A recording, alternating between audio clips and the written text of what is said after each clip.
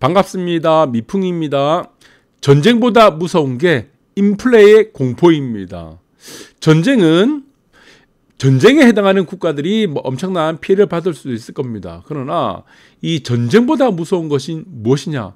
바로 인플레의 공포죠. 그래서 전쟁을 수행하기 위해서는 많은 돈들이 필요합니다. 전쟁에서 가장 중요한 것이 무엇입니까?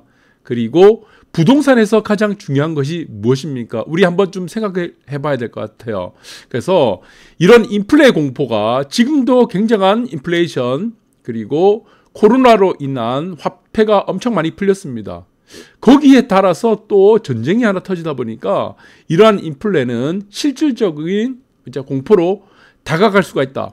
그래서 저는 전쟁보다 무서운 게 인플레라고 보고 있습니다.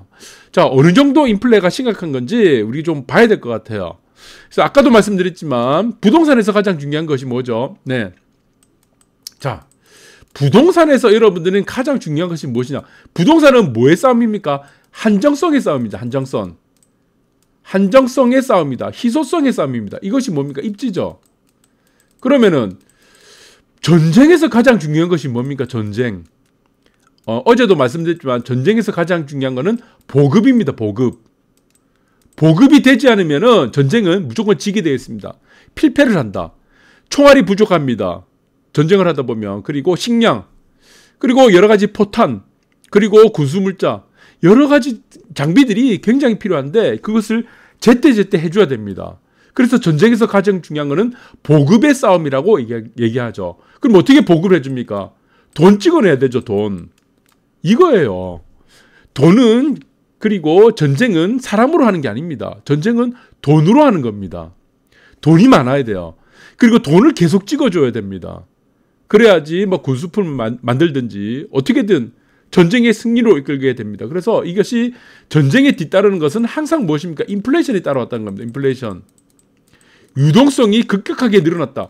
그래서 전쟁이 시작되고 나서는 항상 우리가 지금 주식도 그렇지만 지금 부동산도 그렇지만 인플레가 나타나기까지 엄청난 유동성이 증가를 보여왔다. 그래서 지금 전 세계적으로는 이 부분을 가장 무서워하는 것 같습니다. 전쟁의 확전, 전면전으로 가지 못하게 지금 서로가 지금 눈치를 보는 이유, 그리고 미국이 적극적으로 전쟁에 개입하지 못하는 이유도 돈을 풀어야 되는 이 문제가 생긴 거죠. 지금의 인플레이션도 감당이 되지 않는데 만약에 미국의 입장에서는 마찬가지죠. 일정 부분의 인플레이션은 지금 용인하는 상황까지 왔습니다. 근데 여기서 전쟁까지 참여하게 되면 어떻게 되겠습니까? 전 세계적으로 돈 파티하는 겁니다. 부동산 가격이 지금 가격에서 한 2배 정도 올라갈 겁니다. 그만큼의 파급력을 주기 때문에 저는 전면적으로 확대될 가능성이 굉장히 희박하다 말씀드렸고 이것이 단기적으로 끝날 것이다. 특히 금융시장에는 아주 단기적으로 끝날 가능성이 있다고 어제 말씀드렸습니다. 그래서 전쟁은 보급의 싸움이다. 그런 상황에서의 지금 전쟁이 엉뚱한 방향으로 가게 됐죠. 그것이 뭡니까? 원자재, 인건비 상승 이런 부분으로 인해서 지금 공사 차질이 되고 있다고 합니다. 그런데 오늘 지금 나온 것이 지금 철근 콘크리트 업계죠. 건설사의 20% 증액을 요구했다고 합니다. 이제는 공사 중단도 이제 각오하겠다.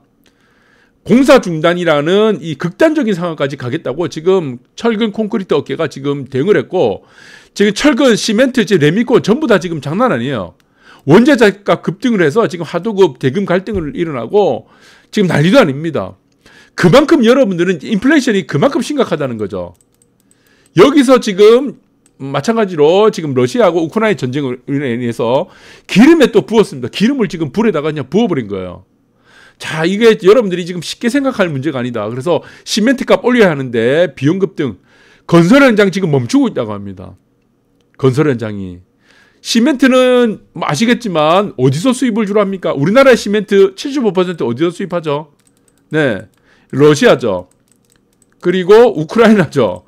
예, 참 희한합니다. 정확하게 이 두 나라가 싸우고 있는 거예요. 75%입니다. 75% 넘어요. 지금 75%가 넘는다고 하죠. 러시아산, 우크라이나산 합치면은 절대 다수가 지금 이 전쟁국에서 지금 수입을 해야 되는 상황인데 여기서는 지금 이제 공급 차질이 생길 수 있다는 겁니다. 공급망. 그러면 어떻게 되겠습니까? 시멘트 값 어떻게 되는 거예요? 아파트를 짓는다고 하면은 대부분의 지금 자재들이 많습니다. 철근도 있고 시멘트도 있고 뭐 나무 목재도 있을 거고 뭐 많죠. 유리도 있을 거고. 네. 그리고 뭐 장비 돌리려고 하면은 기름도 써야 되죠. 그 중에서도 시멘트가 없으면은 아파트를 지을 수가 없다. 참 딜레마에 빠져 있습니다. 그래서 지금 이제 인플레에 대한 것들이 지금 우려가 굉장히 큽니다. 특히나 건설업계. 그런데 오늘 또 아이러니하게, 네, 이제는 미뤄왔던 것들이 뭐 3월달 다가오죠. 하다 보니까 3월 1일 기준으로 이제 변경될 겁니다.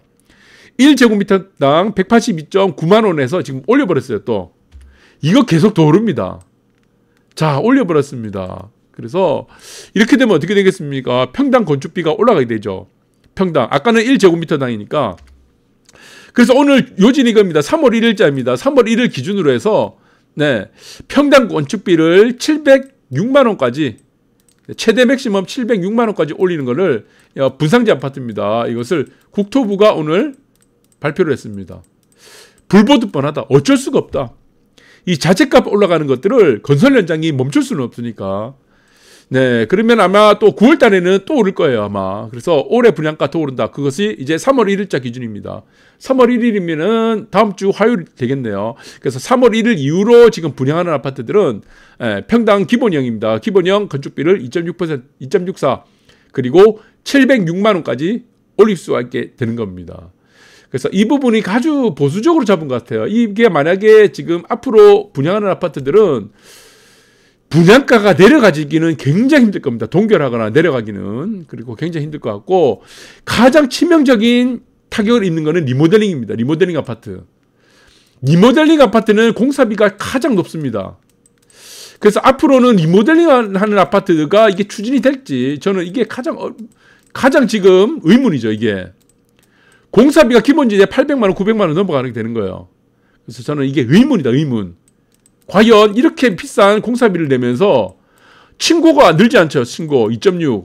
2.6 정도 되는데 리모델링 2.3입니다. 이거를 줄여야 돼요. 또 요 정도에서 2.3이니까 이거 줄여야 되죠. 이 정도를. 이렇게 지금 리스크를 쓰면서 리모델링을 추진할까라는 부분들이 의심스럽고 그러나 리모델링이 됐다고 하여도 이거는 사람들이 추구하는 사람들이 원하는 네, 사람들이 선호하는 아파트가 아니죠. 그래서 이거를 리모델링을 추진한다는 것 자체가 이제는 굉장히 리스크가 커진 겁니다. 의미가 없어졌어요. 그리고 대선 후보들이 전부 다 500% 용적률 밀고 나오고 있잖아요.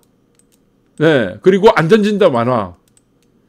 안전진단을 어떻게 한답니까? 안전진단을 완화하거나 안전진단을 30년 넘은 것은 빼겠다. 그러면 리모델링을 추진하려고 하는 20년 넘은 아파트들은 기다리면 되는 거예요. 그래서 이런 바보짓을 할 가능성은 저는 희박하다 보고 있는 겁니다. 그러면 이제 남은 것은 무주택자입니다. 공사비는 지금 계속 올라갈 거고 분양가는 계속 올라갈 거다. 거기에 따라서 어떻게 됩니까? 지금 전월세 가격도 올라갈 수밖에 없죠. 허리 휜다. 어떻게 살아야 하나? 결국에 나타나는 것은 이런 시위. 무주택자들에게 반값, 전월세 내려라. 이게 가능한 겁니까? 이게 반값. 그래서 지금 아까도 설명드렸지만 인플레이션에 직접적으로 영향을 주는 거는 일단 1차적으로 공사 현장. 그리고 분양가. 자, 그런데 원가를 무시하고 집값, 전월세, 반값을 보장해라, 뭐 내려라, 이거는 주거권을 보장해라는 것은 어불성설이다. 그리고 전체 시멘트의 75%, 80%를 수입을 하는 국가가 전쟁을 하는 러시아, 우크라이나, 그리고 알루미늄도 마찬가지입니다. 뭐 석유도 마찬가지고, 원유도 마찬가지고, 네, 뭐 구리뿐만이 아니고 이 두 나라가 집중적으로 수입을 하기 때문에 참 이 분양가 올라가는 것들을 이제는 이미 입주를 하는 사람들은 입주를 하는 것이 낫겠다라는 생각밖에 안 들겠네요. 감사합니다.